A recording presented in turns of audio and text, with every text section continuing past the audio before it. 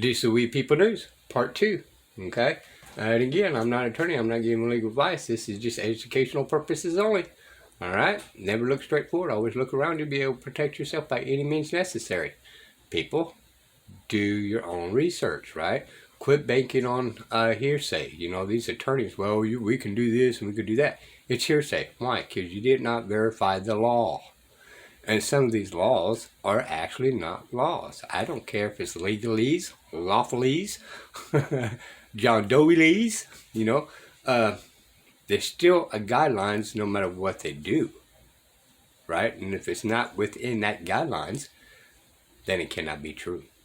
Let's proceed forward.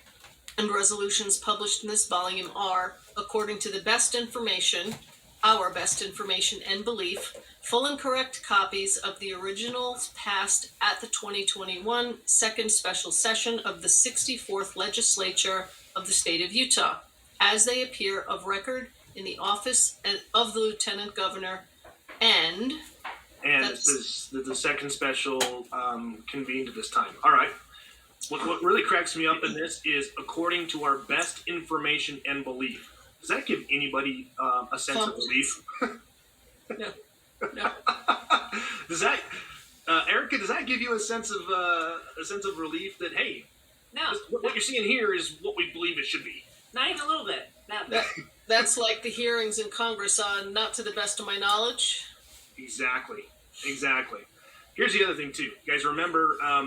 You remember this provision right here: presiding officers to sign bills, right? Okay. So I'm going to scroll down here a little bit. Here's the first bill. Oh, look, there's that enacting clause above the section and title. Okay. And that's where it's supposed to be, right? No. Oh. This right here, be it enacted, is supposed to be under every single one of these provisions. So where it says 53B-1-102, line number 1 should say, be it enacted by the legislature of the state of Utah. And then everything here. And then when you go down to the next one, 53B-2-101, institutions of higher education. Line number 1 should state that. It doesn't. Gotcha. My point is they're trying to pull the wool over our eyes. So they're implying it, but it's not legal. Okay. It's an implied law. Correct. Okay? But this is all one act here, and this is what, don't get me started about this one, Utah Tech University, where they took out Dixie State. Yeah, my son got a scholarship to there and then changed his mind. Okay, I'm gonna go pretty quick here because I want to get to the bottom of this bill. Okay, let me get going. It's right here. Okay, this bill takes effect July 1st, 2022. Do you guys see anything else here? Are you looking for that clause, be it enacted? No, I'm looking for this right here. Oh, that's not signed. Whoops, wrong one. Okay. Where are the signatures? Right. Thank you. Where? Okay. Here's the thing too. Now remember, let me scroll back up here a little bit. I apologize, I'm going fast again. So now, this is the official document, right? Mm-hmm. So they can't say, well, this is just, easy reading for the people. We have another document with the signatures. Do we not have the technology to be able to scan original documents and put them in a PDF I'm just format? playing devil's advocate, if you will. I get you. I get exactly what you're saying, but that's my question is, do we live in an age and time where the technology is not available to us, where we, the people, can see the original legislation? And this section is specifically labeled publications. Well, James, clearly they don't want us to see the originals of anything, as we're finding out. Exactly. So I go here under everything of publications. I can't find anything. Now, one thing where I scratch my head is it says here, as they appear of record in the office of the Lieutenant Governor. All right, so you should be able to access this. Now, this is the problem that they don't make this. You guys, they don't make this easily accessible. Right. And they weave things in and out too. Like when I was looking at the USC, like the United States Code, Mm-hmm. that chart that I sent you that has it's like a dot system of what actual positive laws are in there, what non-positive laws are in there, how they it's like, well, part of this section is actual law and the rest of it's just like made up corporate law that doesn't really apply to everyone, and then this one's been repealed, and but they put it all together so that if you're just reading straight through it, you take it, if you just take what you're reading for what it says without knowing all the history of how it all came together and who it's actually for, and Mm-hmm. yeah, it's intentionally. It makes you sit here and you scratch your head, you're going, well, how do I know? Just because it's published on the state's website, that doesn't tell me, the average man of average intelligence, as my wife would say. That doesn't tell me that this is a legit law, because we just found the evidence that the law was not even written by members that we elected. So, Well, they certified it to the best of their beliefs. so that's the publication. But what I'm saying is, you remember when we go back to where the law is archived, where we can actually see it. So right here is where, according to our best information and belief. All right, well, that's fine. But then whoops, not that one. I guess it is this one. But then when I go back over here to looking at one of the laws, let's go back to that assault law again, right? This is a criminal offense that someone we all know is being charged with. It says here that it was written by Jackie Rogers. Who the crap is that? You mean to tell me that Karen Main, who's the sponsor of this, didn't write this information? That's what it says. Then how am I expected to follow this? It's a great question for the court, isn't it? Well, guess what? Somebody put that question before a court, and lo and behold, in the case of Peterson versus Peterson, this is the Idaho Supreme Court, 2014. They actually said something about this. Okay? They talk about how in 1947, I'm going to read this from here because it's super important.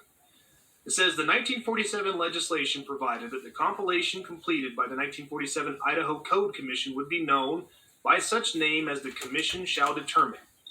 The commission named the publication it produced the Idaho Code. In 1949, the legislature adopted that as the official name. It created a continuing code commission. Okay? Wherever you see code commission, just think these people. Let me go back to this page right here. The General Board. Office of Legislative Research and General Counsel. General Counsel. Yep. Anytime every state is going to have something like this. It might not be a code commission. It might be something along these lines or whatever. Okay? They are the people that are responsible for compiling all of the laws, quote unquote, and putting them in a format that's easily accessible to the public. And you said they were bar members. Yes. Well, we just read that, didn't we? Yes. The OLRGC has 4 primary staff groups: attorneys, policy analysts, bill and data management specialists, and administrative support. Not one of those 4 groups have any lawmaking authority whatsoever. No. Okay? Whoops, let me go back to the screen here. So it created a continuing code commission to keep the Idaho Code current without the necessity of forming a commission to compile the statutes from time to time. The legislation authorized the publication of pocket parts to the volume of the Idaho Code, or as necessary, the republication of single or more volumes. Okay? Let's move on here. It says, the Idaho Code is a compilation of laws enacted by the legislature. It is not a codification in the sense that the legislature has enacted the contents of the current version of the Idaho Code as the laws of Idaho. Did you guys catch that? No, it's okay. A So. little confusing. Mm-hmm. So it's a compilation of laws enacted by the legislature. However, it is not a current version of the Idaho Code as approved by the legislature. It says the present Idaho Code is a compilation of laws, evidentiary, but not a codification thereof. Mm-hmm. All it is just evidence. It does not mean, just because it's evidentiary, does not mean it's binding. Mm-hmm. Here we go. Thus, the compilation of statutes in the Idaho Code is merely evidence of the laws enacted by the legislature as set forth in the session laws. The Idaho Code is not the law. The Code Commission has no legislative authority. There you go. Bingo. Okay? Supreme Court of Idaho, 2014. That's going in your lawsuit, I'm assuming. Oh, you know that's right. So, here we are. Now that we know this, how do we know if these laws are truly valid?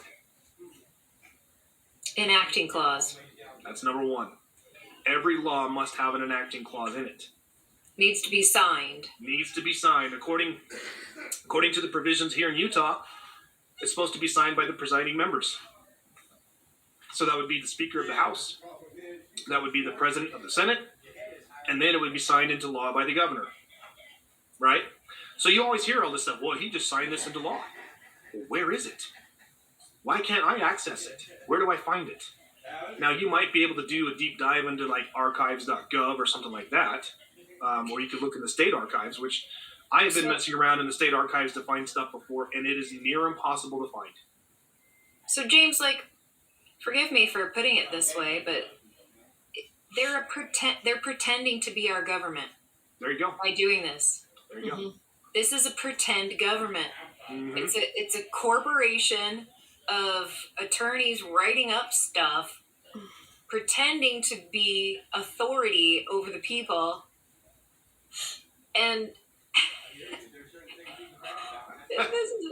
this is not. Where's our real government? That's what I want to know. Going back to this motion to dismiss that Charles Wiseman wrote up, he says laws must be published and recorded with enacting clauses. He says it has been repeatedly held that an enacting clause must appear on the face of a law, right?